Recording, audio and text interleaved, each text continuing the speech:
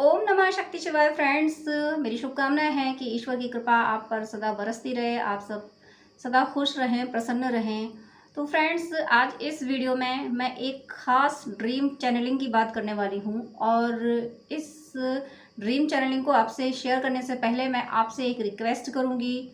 Request भी है और आप सब मेरी फैमिली मेम्बर ही हैं, तो मुझे लगता है कि मेरा हक भी है, तो थोड़ा मैं हक से कहूँगी। मैं कभी किसी वीडियो में चैनल को सब्सक्राइब या लाइक शेयर करने के लिए नहीं कहती हूँ, लेकिन इस वीडियो के लिए मुझे कहना पड़ रहा है क्योंकि ये चैनलिंग इस तरीके की है कि ये चैनलिंग हर ट्विन फ्लेम कम्युनिटी तक, सोलमेट तक और हर उस सोल तक पहुंच जानी चाहिए जो डिवोटी हैं, जो डिवोशन के पाथ पे चल रहे हैं।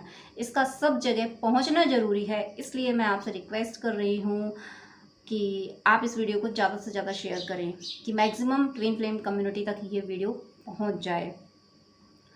तो अपनी चैनलिंग को, अपने ड्रीम चैनलिंग को बताने से पहले मैं किसी और की ड्रीम चैनलिंग बता रही हूँ। क्यों बता रही हूँ? क्योंकि मेरी ड्रीम चैनलिंग का उस ड्रीम चैनलिंग से कनेक्शन है। पहले तो मुझे जब चैनलिंग हुई थी, कुछ खास मैसेज मुझे समझ नहीं आया था, लेकिन जब मैं कोई ख़ास मैसेज नहीं समझी, मुझे नहीं समझ आया, जो थोड़ा बहुत समझ आया उसको मैंने फॉलो किया, लेकिन एक्चुअल मीनिंग क्या है जब तक मुझे वो समझ नहीं आई, तो डिवाइन है, ईश्वर हैं, वो जो मैसेज देते हैं उसे क्लियरली समझाते हैं। तो जब मुझे नहीं समझ आया तो यूं ही आपको पता है डीएफ के पास इतने वर्क होते हैं कि उसके पास फुर्सत से बैठ के फ़ोन वगैरह देखने का टाइम नहीं होता। उसके पास अपना सोल पर्पज होता है। अगर वो यूट्यूबर भी होती है तो उसे अपने वर्क करने होते हैं, तो उसके पास इतना टाइम नहीं होता कि वो बैठ के किसी के वीडियोस देखे, बहुत कम टाइम निकाल पाती है। मेरे साथ भी ऐसा है, सब डीएफ के साथ ऐसा होता है जो जिन्हें सोल पर्पज मिल जाता है। तो मैं अपना वर्क कर रही थी और यूट्यूब पे मुझे एक वीडियो पॉपअप हुआ। हालांकि उनका पॉपअप हुआ जिनको मैं बहुत पहले से देखती आई हूँ। मेरी अवेकनिंग के बाद जब मैं अपनी वर्क जर्नी में आगे बढ़ने लगी, तो एक टाइम ऐसा आया कि मेरा मन किया कि मैं अब कोई भी वीडियो नहीं देखूँगी, और मैंने सबको अनसब्सक्राइब किया। लेकिन दो ऐसे थे, उन दो में एक चैनल था एम्ब्रेंस चैनल, आपने शायद सुना होगा, राकेश शर्मा सर हैं, उनका चैनल है एम्ब्रेंस चैनल। मेरा उनसे कोई कनेक्शन नहीं है, लेकिन जब मेरी जर्नी में ये टाइम आया था कि मैंने सबको अनसब्सक्राइब किया था, तो उनको सिर्फ अनसब्सक्राइब नहीं किया था। क्यों? क्योंकि वो डिवोशन की बातें करते थे और मैं इस जर्नी को डिवोशन के पास से ही ले जाना चाहती थी। मेरा भी कॉन्सेप्ट वही था, इसलिए मैंने उनको अनसब्सक्राइब नहीं किया था। तो ये सारी बातें मैंने इसलिए शेयर की कैसे मेरी ड्रीम चैनलिंग उनकी ड्रीम चैनलिंग से कनेक्ट हो रही है। मुझे अभी 2-3 दिन पहले जो ड्रीम आया था, मैंने बोला उसको मैं माइंड नहीं कर पाई। तो कल मैं बस ऐसे ही अपना ही वर्क कर रही थी और यूट्यूब पे जब होम पेज पे मैंने देखा कि उनका एक वीडियो था जिसका थंबनेल मुझे ठीक से याद नहीं, बस उस पर 18 मुझे याद है, उस पर 18 लिखा हुआ था। 18 लिखा हुआ, तो मैंने सोचा कि ये अक्सर का प्रोडिक्शन करते हैं, तो देखती हूँ कि 18 का इनका क्या प्रोडिक्शन है। वो सोल की कॉलिंग थी। वैसे उनके वीडियोस मुझे बहुत टाइम से पॉपअप नहीं हो रहे थे, और हो भी रहे थे तो मेरे पास इतना वक्त था कि नहीं देख पा रही थी। लेकिन उस 18 ने मुझे खींचा, मेरी सोल ने कहा। और सोल ने क्यों कहा? क्योंकि वहाँ मेरे लिए मैसेज था। जब मैसेज होता है तो डिवाइन डिवाइन तो वहाँ तक पहुँचाते हैं, भले ही हम ना पहुँचे, हमारा लॉजिकल माइंड उधर ना जाए, लेकिन सोल तो वहाँ पहुँच जाती है। मेरे साथ भी यही हुआ। वो 18 जब मैंने देखा तो मुझे लगा कि शायद ये कोई इनका प्रेडिक्शन होगा, कुछ ये कहते हैं, तो चलो इसको देखते हैं, इस वीडियो को मैं देखती हूँ। बहुत टाइम बाद मैंने उनका कोई वीडियो देखा, और वो वीडियो जब देखा तब मुझे समझ आया कि ये वीडियो मुझे क्यों पॉपअप कराया गया है। क्योंकि उस वीडियो में वो अपनी एक ड्रीम चैनलिंग का जिक्र कर रहे थे, और उनकी ड्रीम चैनलिंग और मेरी ड्रीम चैनलिंग बहुत सेम थी, बहुत सिमिलरिटीज़ थी दोनों में। तो उनका जब मैंने वीडियो देखा तब मुझे समझ आया, तब मुझे ये समझ आया कि यूनिवर्स मुझे जो मैसेज दे रहे हैं इसको मुझे स्प्रेड करना है। ये मैसेज सिर्फ मेरे लिए नहीं है, ये मैसेज सब डिवोटीज़ के लिए है, वरना सेम ड्रीम चैनलिंग इतनी सेम कैसे हो सकती है। तो अपना ड्रीम बताने से पहले मैं उनका ड्रीम बता रही हूँ। आप लोग चाहें, जो जानते होंगे, जो उनको देखते होंगे, तो वो सर्च कर लेंगे। आप चाहे तो उनका ड्रीम, वो मुझे थंबनेल उनका ठीक से याद नहीं है, बस मैंने देखा उस पर 18 लिखा हुआ था, अभी कुछ 2-1 दिन पहले का ही है। वो बता रहे थे उनके ड्रीम में ये था कि उन्होंने देखा है कि पांडव बैठे हुए हैं और एक अजगर आ रहा है उनको खाने के लिए, और अजगर की ज़िद है, अजगर की एनर्जी है कि वो इनको खा ही जाएगा। ये उनका ड्रीम था। तो कोई बात नहीं, मैंने उनका जैसे ही मैंने उनका ये वीडियो देखा तब मुझे अपना ड्रीम याद आया। याद तो मुझे था, मैं अपना हर ड्रीम नोट कर लेती हूँ। जिस नाइट जितने बजे मुझे ड्रीम आता है मैं डायरी लेके सोती हूँ। और मैं सभी डीएफ से कहती हूँ कि आप अगर ड्रीम भूल जाते हैं तो प्लीज़ आप लोग डायरी इतना तो करना पड़ेगा, आपको बहुत कुछ करना पड़ता है इस दुनिया में कि आप डायरी लेके सोया कीजिए। जैसे कोई ड्रीम आता है आप तुरंत उस ड्रीम को लिख लिया कीजिए, ताकि आप आगे उसको मॉर्निंग में डिकोड कर सकें। लिखा होगा ड्रीम तो डिकोड हो जाएगा, क्योंकि डिवाइन बहुत बहुत बहुत ऐसे मैसेज देते हैं जो बहुत ज़रूरी होते हैं। डिवाइन के मैसेज सब ज़रूरी होते हैं, अननेसेसरी वो कुछ भी नहीं करते हैं। तो जब मैंने उनका ये वीडियो देखा, उनका जब मैंने सुना, तब मुझे ये रियलाइज़ हुआ कि मुझे जो चैनलिंग हुई है मुझे वो स्प्रेड करनी है। अब मैं बताती हूँ कि मुझे ड्रीम चैनलिंग क्या हुई थी, मुझे क्या ड्रीम आया था। मुझे लास्ट वीक में करीब मुझे ड्रीम आया था। मैंने देखा था कि वो, आपने अगर बी.आर. चोपड़ा की रामायण महाभारत देखी होगी तो आपको अच्छे से याद होगा, आप कनेक्ट कर पा रहे होंगे। और नहीं देखी होगी तो आप वो एपिसोड देख लीजिएगा, जिस एपिसोड में पांडव सब कुछ हार गए हैं और यहाँ तक कि वो माँ द्रौपदी को भी हार गए हैं।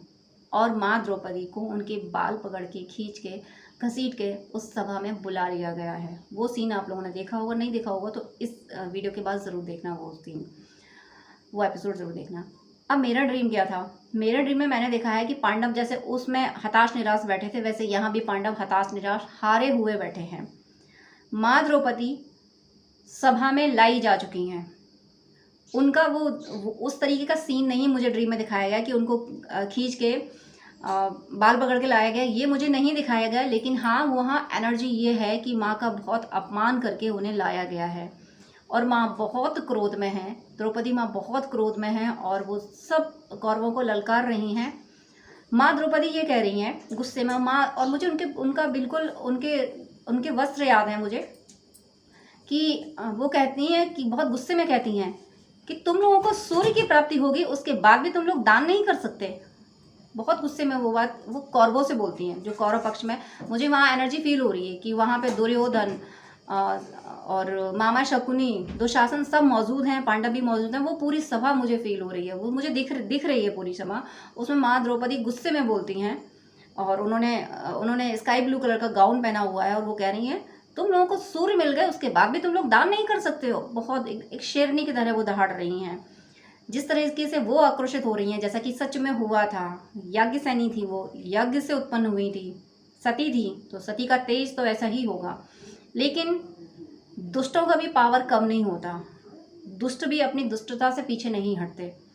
तो मैंने देखा है कि जब माँ द्रौपदी ये सब कह रही हैं तो कौरव उन पे बहुत अभद्र टिप्पणी कर रहे हैं, बहुत गंदी भाषा उनसे बोल रहे हैं, बहुत गंदा, जितना अपमान, मतलब एक, मैं उसको एक्सप्लेन करते हुए मुझे घिन आती है। जिस तरीके की एनर्जी उन कौरवों की है, घिन आ रही है मुझे वो एनर्जी एक्सप्लेन करने से। लेकिन क्या करूं, ज़रूरी भी है, आप लोगों को जानना भी ज़रूरी है। आप सब समझ सकते हैं कि उस टाइम पे आपने एपिसोड देखे हैं, फील करके देखिए। उससे जो डीएफ हैं वो तो फील कर सकते हैं, लेकिन जो मेल भी इस वीडियो को देख रहे हैं कि उस अपमान को फील करके देखिए। अगर आप फीमेल हों और इस तरीके का अपमान हो रहा हो तो क्या गुजरती है, और सामने वाला जब ऐसी टिप्पणियाँ कर रहा हो तो दिल पे क्या बीतती है, कितना क्रोध आता है।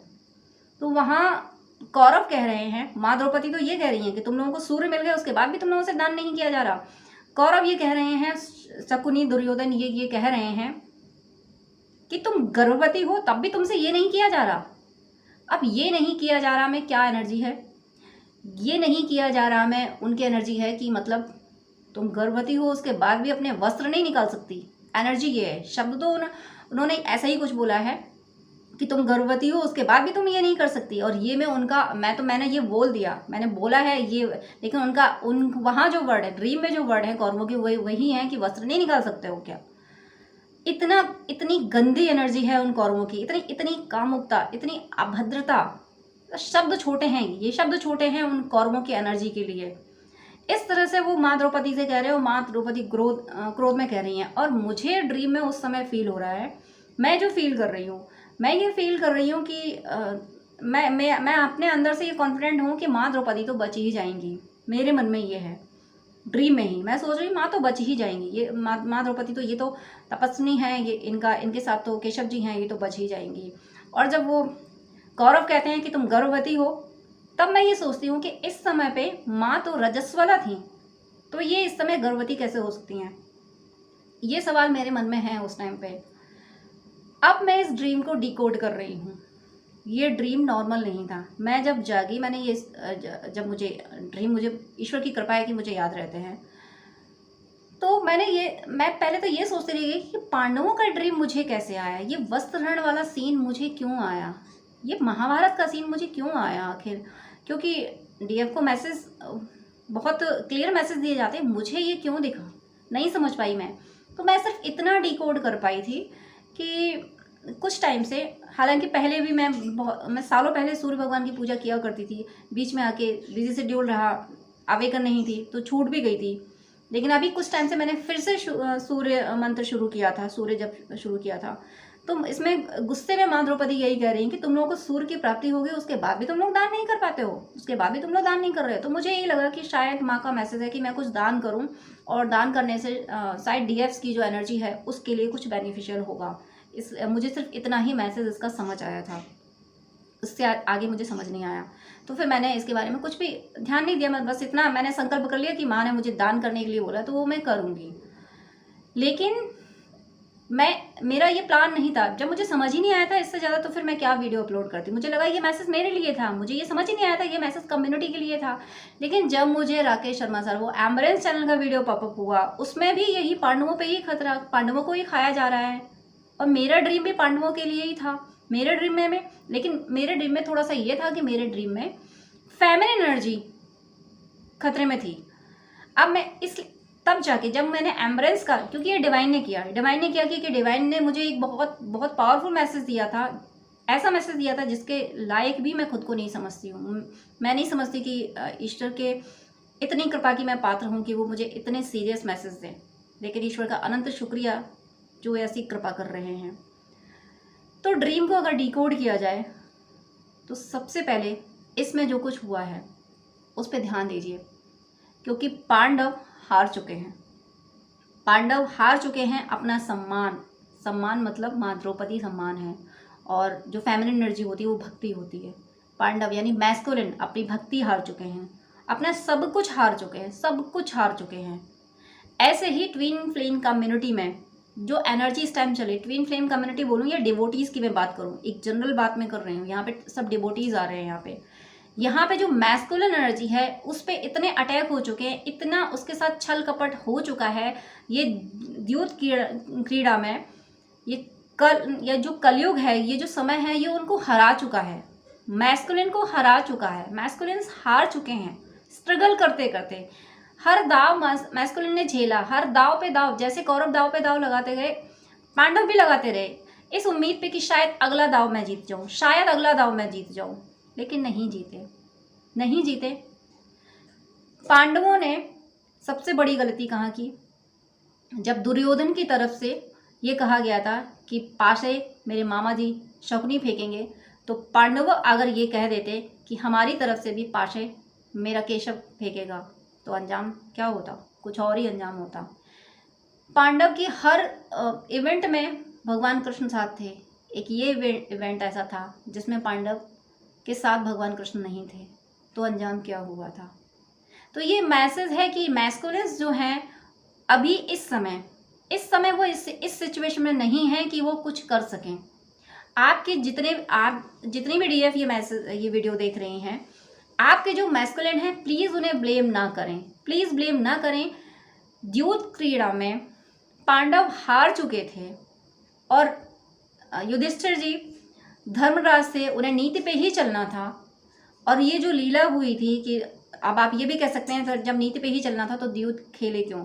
बड़ों की आज्ञा थी उस समय, बड़ों की आज्ञा बहुत बड़ी बात होती थी। बड़ों की आज्ञा थी तो उसकी अवहेलना नहीं कर सकते थे, इसलिए पांडवों को वो द्यूत क्रीड़ा खेलनी पड़ी थी। और जब इंसान हारता है, जब ईश्वर से दूर होता है, तो उससे गलतियां भी हो जाती हैं। तो युधिष्ठिर जी से ये गलती हो गई थी कि वो माँ द्रौपदी को दांव पे लगा बैठे थे। तो कुछ ऐसी गलतियां इस समय मैस्कुलिन से हो चुकी हैं। अब मैस्कुलिन्स को ब्लेम करने से कुछ भी नहीं होगा।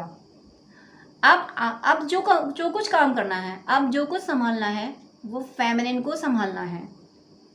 इस जर्नी की जिम्मेदारी वैसे भी फेमिनिन के कंधों पे होती है, लेकिन यूनिवर्स में जो एनर्जी है, अब जो अटैक हो रहे हैं, अभी तक तो मैस्कुलिन को कंट्रोल करके रखा गया था। जब तक डीएफ अवेकन नहीं थी तब तो सब कुछ डिस्टर्ब था, लेकिन डीएफ की अवेकनिंग के बाद भी मैस्कुलिन को कंट्रोल करके रखा गया था, क्योंकि डीएफ अपने पाथ पे चली गई, डीएफ को कंट्रोल नहीं कर पाए। डीएफ अपनी साधना में लीन हो गई, डीएफ अपने अपने इनर वर्क में लीन हो गई, अपनी भक्ति में लीन हो गई। डीएफ को वो कंट्रोल नहीं कर पाए, तो ये षड्यंत्र रचा गया है। ये नेगेटिव एंटिटीज, मैं हमेशा कहती हूँ कि आसुरी शक्तियाँ यानी असुर मानव का रूप लेकर धरती पे आए हुए हैं। इन्होंने ऐसे षड्यंत्र कर दिए हैं कि मैस्कुलिन को फंसा दिया है। मैस्कुलिन परास्त इस समय हो चुके हैं, इस समय की बात कर रही हूँ, प्रेजेंट में मैस्कुलिन परास्त हो चुके हैं। अब सामना सीधा सीधा इन असुरों का डिवाइन फेमिनिन से होगा। तो डिवाइन फेमिनिन को ये ध्यान रखना है कि कोई भी निगेटिव एनर्जी आपको बर्दाश्त नहीं करनी है और अपनी तपस्या पे अडिग रहना है। आपको मैनिपुलेट नहीं होना है। आप जिस कॉन्सेप्ट से जा रहे हो, जिस कॉन्सेप्ट से भक्ति कर रहे हो, आप ईश्वर के जिस रूप को मानते हो, उनके थ्रू आपको मैसेजेस मिल रहे हैं, आप उनसे कनेक्ट हो पाते हो। और उस टाइम पे आपसे कोई कहता है कि नहीं नहीं इनकी पूजा नहीं की जाती, ऐसा नहीं किया जाता, वैसा नहीं किया जाता, तो आप उसको बिल्कुल फॉलो ना करें। आप सिर्फ उस कॉन्सेप्ट को फॉलो करें जिससे आपकी एनर्जी इन्हेंस हो रही है, जिससे आपके अंदर आपकी इनर पीस डेवलप हो रही है। सपोज मैंने आपको कुछ बताया, मैंने अपने एक्सपीरियंस से बताया, लेकिन आपके एक्सपीरियंस से आपकी इनर पीस ऑलरेडी डेवलप हो रही थी, लेकिन मेरे एक्सपीरियंस से आपकी एनर्जी में डिस्टर्बेंस हो रहा है। एग्जाम्पल दे रही हूँ, मैं अपना ही एग्जाम्पल दे सकती हूँ। तो आप बिल्कुल भी उस बात को फॉलो ना करें, मेरी उस बात को फॉलो ना करें जिससे आपकी इनर पीस डिस्टर्ब हो। आपके अपने इंट्यूशन से आपकी अगर इनर पीस मेंटेन हो रही है तो आप उस पर ध्यान दें।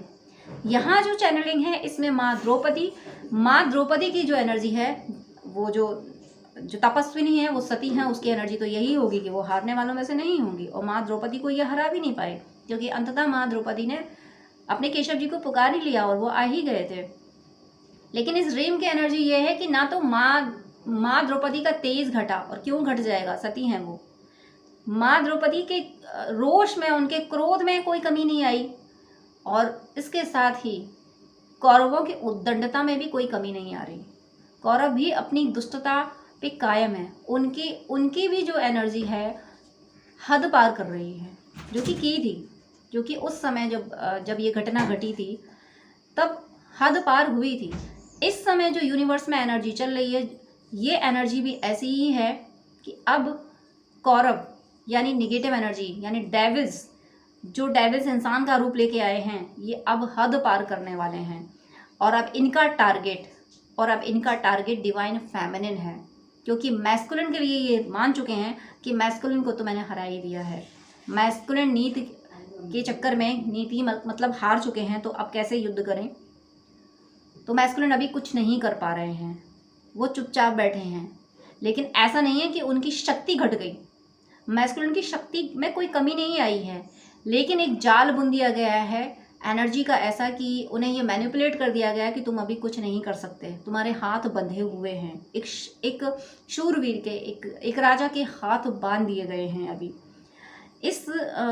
ये जो घटना घटी थी, इसमें माँ द्रौपदी ने जब बुलाया था केशव जी को, तो आपको सबको पता है कि केशव जी ने साड़ी ऐसी बढ़ाई थी कि लोग सोच में पड़ गए थे कि साड़ी बीच नारी है कि नारी बीच साड़ी है, साड़ी ही की नारी है कि नारी ही की साड़ी है। तो ईश्वर डिवाइन फेमिनिन के साथ खड़े हैं, लेकिन डिवाइन फेमिनिन को माँ द्रौपदी जैसी एनर्जी में रहना होगा। माना कि उस समय माँ द्रौपदी ने अपने पतियों को भी ललकारा था, और वो उन्होंने सही किया था। उन्होंने ये प्रश्न किया था कि जब तुम खुद को हार गए तो मुझे हारने का तुम्हें हक क्या था।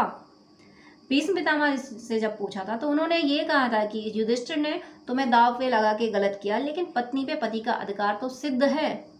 तो माँ भीष्म पितामह जी पे भी गरज पड़ी थी कि अधिकार सिद्ध है, तो क्या पत्नी का मान सम्मान रखने का दायित्व पति का नहीं है। इस एनर्जी में ये एपिसोड जितनी भी डीएफ हैं प्लीज़ देखें, आपको आने वाले टाइम में इस एनर्जी में रहना है। ये जो चैनलिंग है ये नॉर्मल चैनलिंग नहीं है। सारी डीएफ, जितनी भी डीएफ इस धरती पे हैं, जितनी भी डिवोटेड, जितनी भी फेमिनिन एनर्जी है, अब वो डेविल एनर्जी के टारगेट पे है अब। और वो टारगेट ऐसा है कि उनके मान सम्मान पे चोट की जाएगी, उन्हें गिराने, उन्हें इस तरीके आप अपमान समझ सकते हो माँ द्रौपदी का किस तरह से अपमान किया है।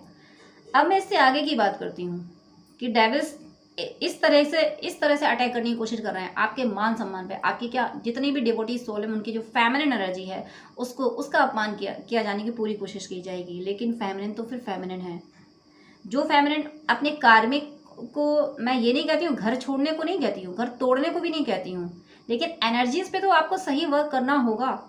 जो भी देव अपने कार्मिक से दिल से कंप्रोमाइज कर चुकी हैं तो ये मुझे थोड़ा ठीक नहीं लगता है। कार्मिक जो भी हैं उनको जितनी नीड है, उनकी नीड, उनकी ज़रूरत, उनकी हेल्प कर दी जाए, एज फ्रेंड उनकी हेल्प कर दी जाए। हालांकि वो फ्रेंड भी नहीं होते, वो डेविल्स होते हैं, लेकिन उनकी ज़रूरत पर उनकी हेल्प कर दी जाए। लेकिन आपको अपने कॉन्सेप्ट में ये रखना है, आपके सबकॉन्शियस माइंड में ये रखना है कि आप याज्ञ सैनी हो, यज्ञ से उत्पन्न हो आप, ये डीएफ को मानना होगा।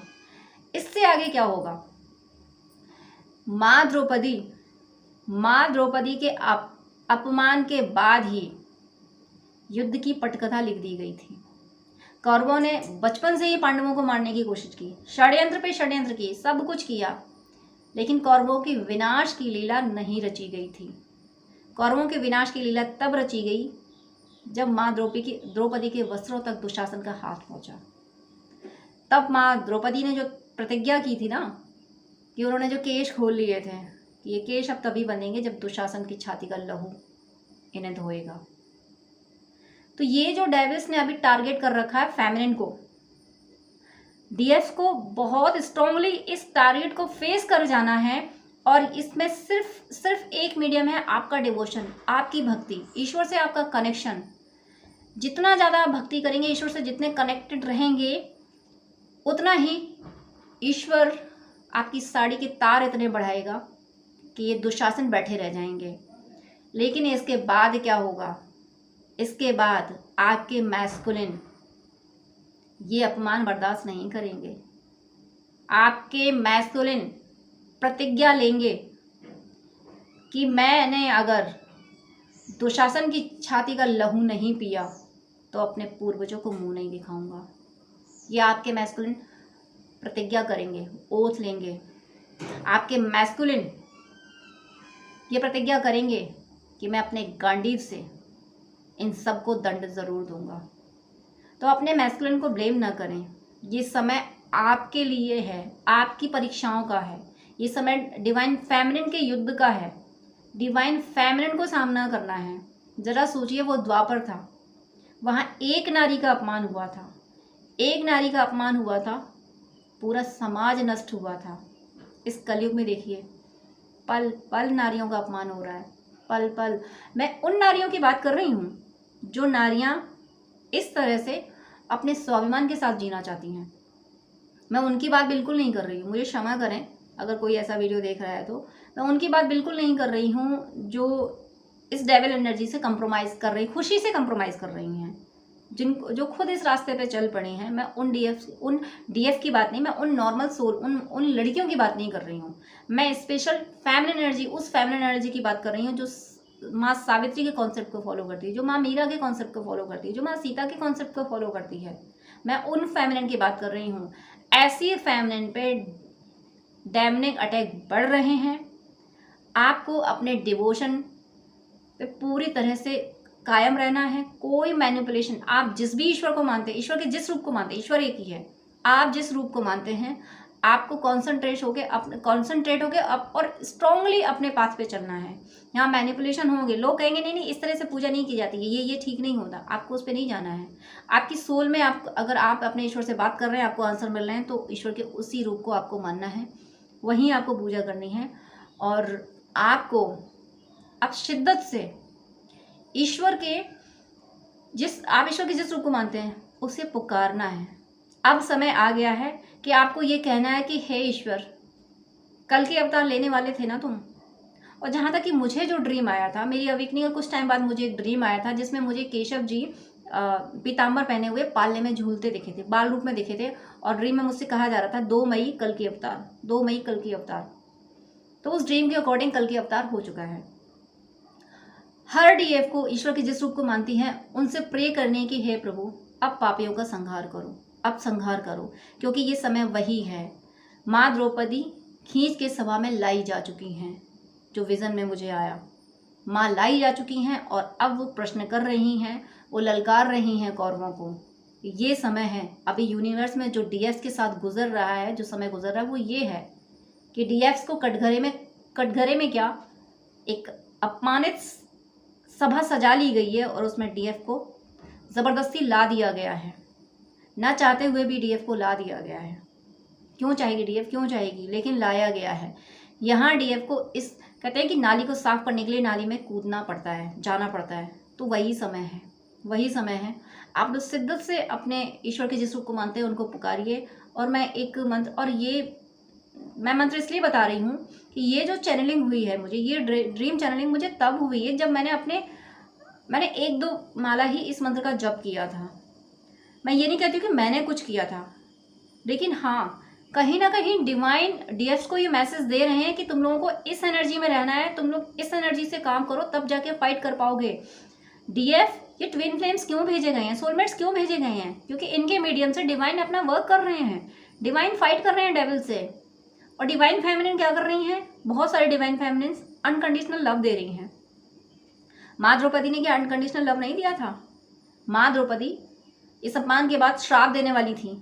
जस्ट उसी टाइम पे गांधारी माँ आ गई थी और उन्होंने रोक दिया था, तो माँ द्रौपदी ने श्राप नहीं दिया था, अपनी जुबान रोक ली थी। क्या हम लोग उस जगह होते तो हम लोग श्राप देने से मान जाते? क्या हम गांधारी की बात मान लेते? नहीं मानते। लेकिन उनका अनकंडीशनल लव था कि उन्होंने अपने बड़ों की बात मान ली। तो अनकंडीशनल लव का मतलब ये नहीं है कि फेमिनिन घसीट के सभा में ले आई गई है और वो अनकंडीशनल लव दे रही है। मैं दुखी हो जाती हूँ, मुझे बहुत दुख होता है इस बात का कि अनकंडीशनल लव को क्या बना लिया है। ये अनकंडीशनल लव को कमजोरी क्यों बना लिया है, वीकनेस क्यों बना लिया है। ये अनकंडीशनल लव असुरों के लिए नहीं है, जो आपका अपमान कर रहे हैं वो उनके लिए नहीं है। दुर्योधन, दुशासन, शकुनी के लिए अनकंडीशनल लव नहीं है। धृतराष्ट्र के लिए अनकंडीशनल लव नहीं है। क्यों नहीं लोग समझ रहे हैं? अनकंडीशनल लव दो, पांडव डिजर्व करते हैं। बड़ों की आज्ञा मानो।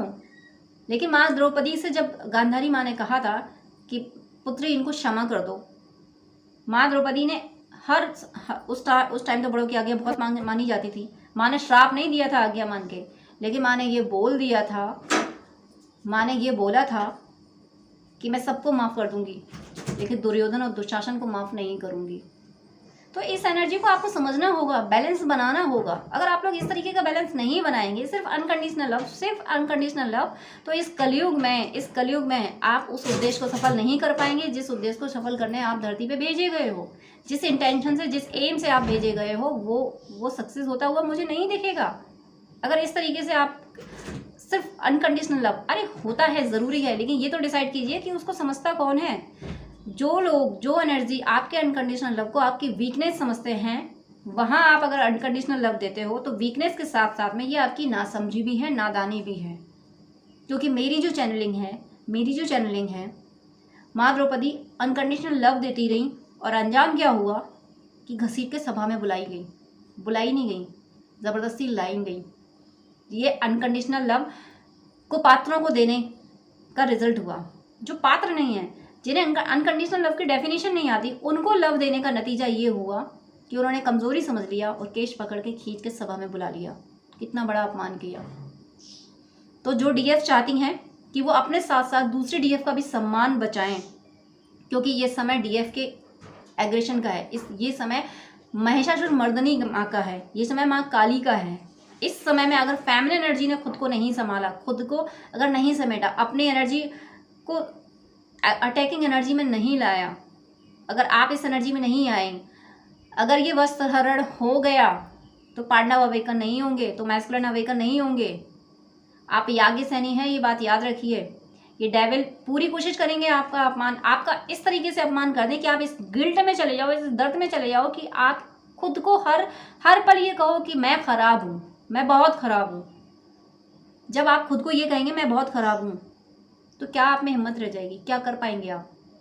और ये डेविल एनर्जी नहीं, ये डेविल्स जो इंसान के रूप में आए हुए हैं धरती पे, इनका यही प्लान है कि आपका ऐसा अपमान किया जाए कि आप आप नज़र उठा ही ना सको, आप सिर उठा ना सको। जब आप सिर नहीं उठा पाओगे तो क्या किसके लिए आप कर दोगे। अनकंडीशनल लव इस लिमिट तक मत देना कि आप सिर उठाने लायक ना रहो। समझने की कोशिश कीजिए। मुझे आज आक्रोश भी आ रहा है, क्योंकि मैंने बी आर चोपड़ा जी की रामायण महाभारत कई बार देखी है, बट ये सीन मैं नहीं देख पाती हूँ। मैं इसको स्किप कर देती हूँ, क्योंकि मुझे बहुत आक्रोश आ जाता है। और जब मैं इस सीन को नहीं देखती हूँ, मैं इस एपिसोड को नहीं देखती हूँ, इतना मैं स्किप कर देती हूँ, तब मुझे ड्रीम में दिखाया गया। मैं ये नहीं कर रही हूँ कि मैं अभी कुछ टाइम से देख रही थी इसलिए मुझे ये चैनलिंग हुई है। अवेकनिंग से पहले, बहुत टाइम पहले मैंने रामायण महाभारत सभी देखी थी, क्योंकि पढ़ने का टाइम नहीं था तो मैं देख लिया करती थी। मैं सिर्फ इसलिए कह रही कि ये सीन देख के ये जो एनर्जी आती है कि डेविल्स इस तरह से फेमिनिन का अपमान कर रहे हैं, मैं आक्रोश से भर जाती हूँ। और फिर आक्रोश मुझे फेमिनिन पे भी आता है कि तुम्हारी सुरक्षा तुम्हें खुद करनी है। तुम फेमिनिन हो, तुम माँ महिषासुर मर्दनी हो, तुम कैसे डिपेंड हो सकती हो किसी और पे। तुम कैसे सोच सकती हो कि मैस्कुलिन आके मेरी मदद करेंगे। मैस्कुलिन गलत नहीं है, बट इस समय उनकी एनर्जी बंधी हुई, वो मजबूर है इस समय, और वो भी उनकी नीति है। उन्होंने बड़ों की आज्ञा मानी। मैस्कुलिन ने अभी तक जो कुछ किया है वो गलत नहीं किया है। इस दुनिया के अकॉर्डिंग दूसरों की मदद करना, फैमिली का सपोर्ट करना, ये रीति रिवाज, ये सब ज़रूरी थे। तो यही सब कुछ उन्होंने किया है।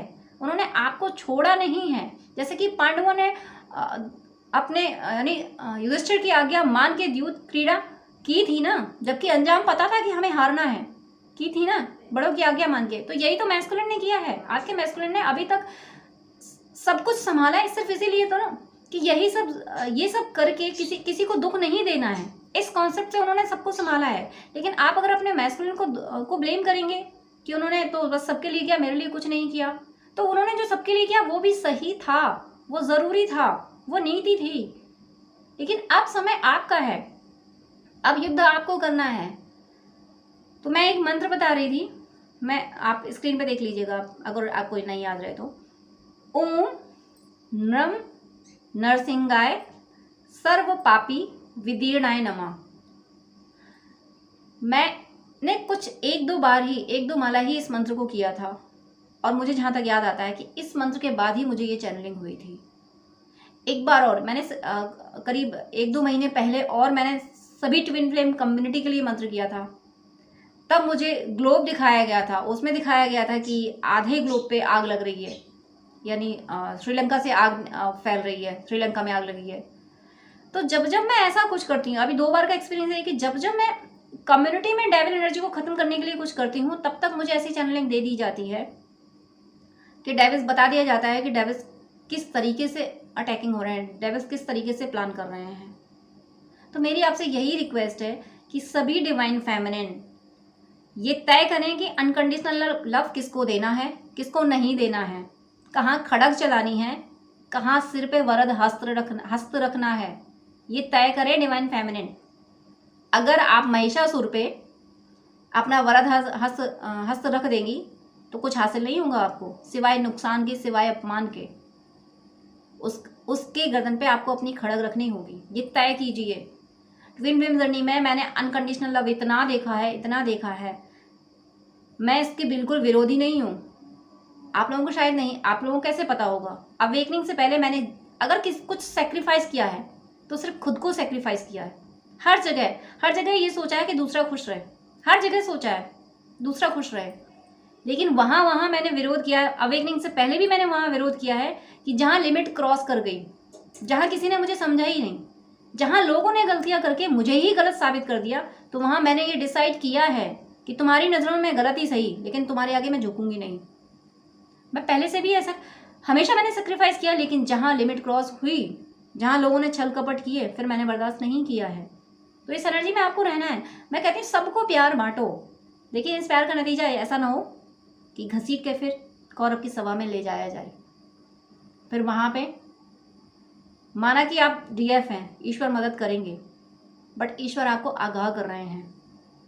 एक जैसी चैनलिंग होने की वजह से, ये चैनलिंग और पावरफुल हो जाती है कि वो एम्बुलेंस चैनल वाले सर की चैनलिंग, वो भी पांडवों के लिए थी कि असगर उनको मैस्कुलिन जितने भी पांडव बैठे थे उनको खाने आ रहे थे, उनके चैनल में माँ द्रौपदी का जिक्र नहीं था। देखिए मेरी चैनलिंग में ये पूरा सीन था कि वहाँ तो अजगर पांडवों को खाने आ रहे थे और मेरे ड्रीम में पांडव चुप बैठे हैं, कुछ है नहीं उनके पास, कुछ कर नहीं सकते वो, क्योंकि हार चुके हैं, हरा तो चुके हैं, मैस्कुलिन को हराया तो जा चुका है। अब कमांड फेमिनिन एनर्जी के हाथों में है। ये बात आपको समझनी होगी। मैं सभी फेमिनिन से कह रही हूँ, प्लीज़ इस बात को समझिए। अनकंडीशनल लव किसको देना है, किसको नहीं देना है, ये तय कीजिए, वरना फिर कौरवों की सभा तो सज चुकी है।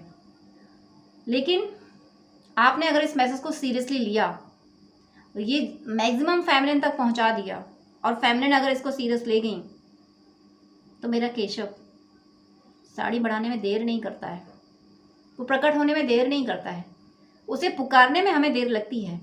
हम पहले खुद जद्दोजहद करते हैं। माँ द्रौपदी ने पहले खुद अपनी साड़ी संभाली थी। हम पहले खुद को बचाने की कोशिश करते हैं,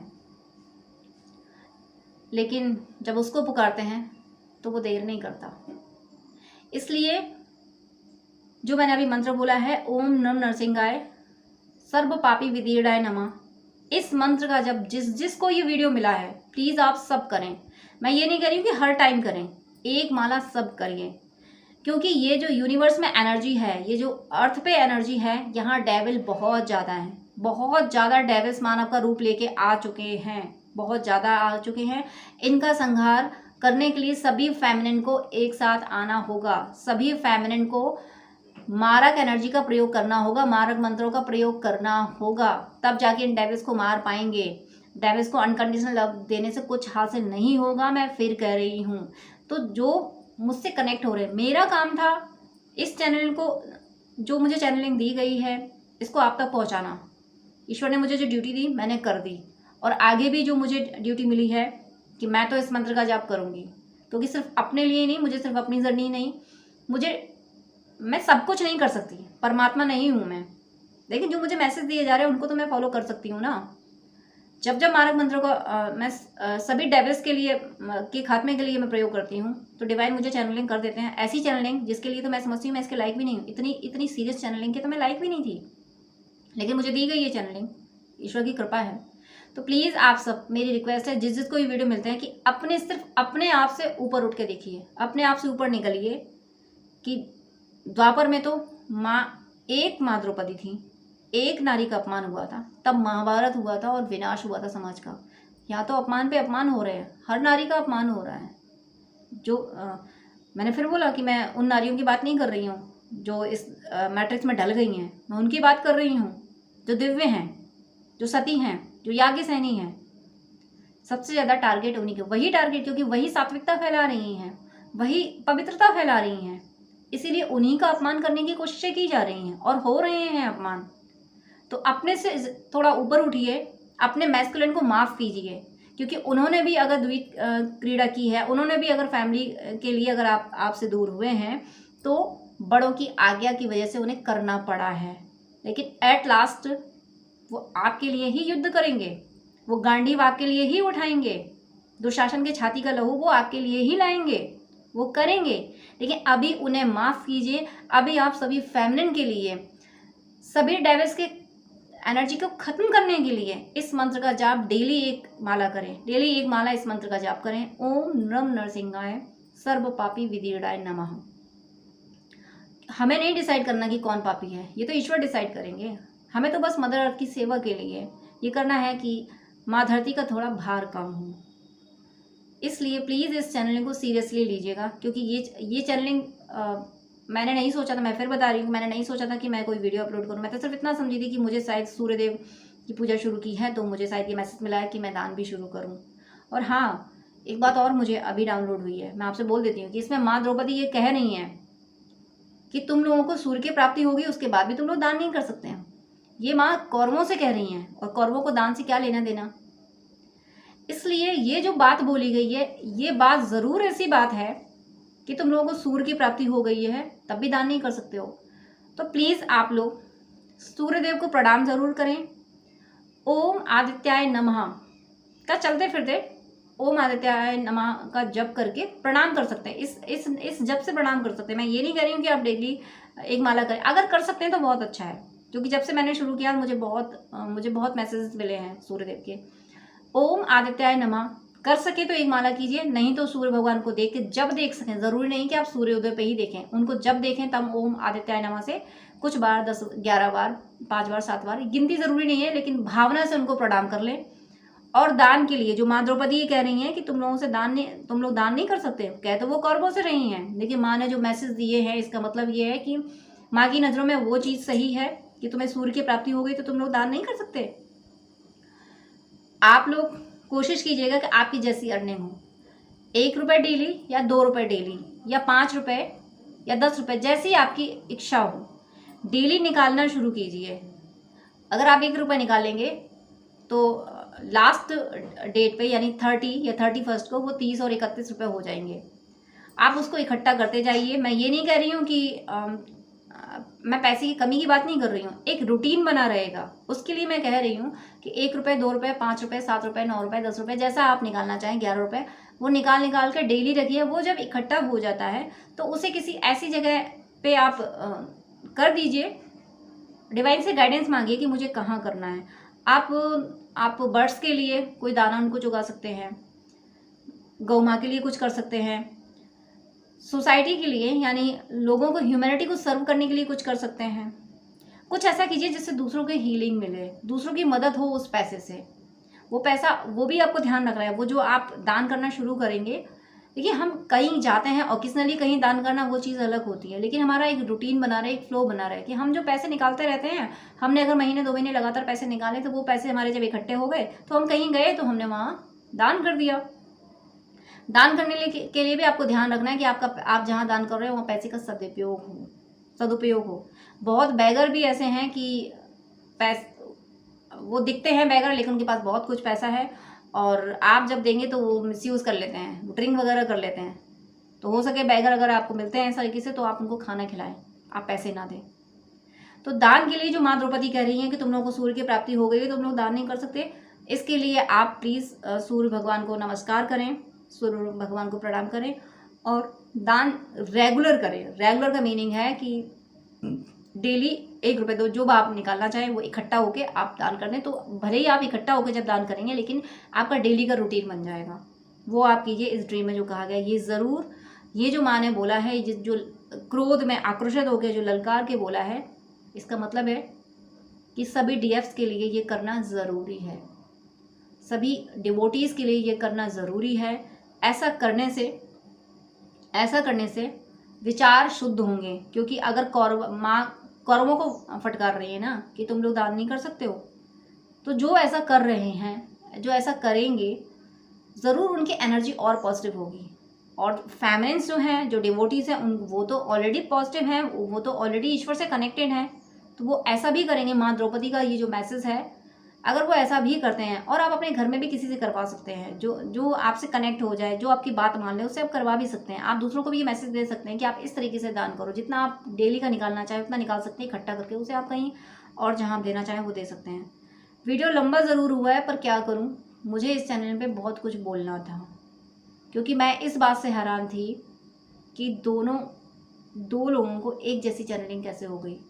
हालांकि होती है, लेकिन मैंने सुना है, मेरा एक्सपीरियंस नहीं था। मैंने सुना था कि कभी कभी चैनलिंग हो जाती है एक जैसी, लेकिन ये एक्सपीरियंस मैंने इस ड्रीम को बिल्कुल लाइटली लिया था, सिर्फ सूर्य भगवान का मैसेज पकड़ा था। ये इतना सीरियस मैसेज था, ये मुझे तभी समझ आया जब मुझे वो वीडियो पॉपअप हुआ एम्ब्रेंस का, कि जिसमें पांडवों को खाया जाने की कोशिश की जा रही है।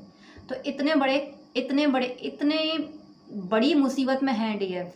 सोचिए, माँ द्रौपदी सभा में खड़ी हैं, कितनी बड़ी मुसीबत है।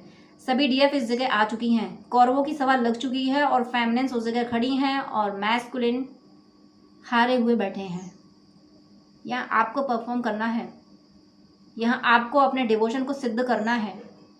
सिद्ध तो ईश्वर कर देगा, उसे दिल से पुकारना है, अपनी निष्ठा पे अड़िग रहना है। याज्ञसेनी हो आप, इन बातों का आप ध्यान रखें। मैं फिर कह रही हूँ, अनकंडीशनल लव को मुफ्त में मत बांटो। इस धरती पे कुछ भी मुफ्त में ना मिलता है ना दिया जाता है, मुफ्त में बांटने का नहीं है।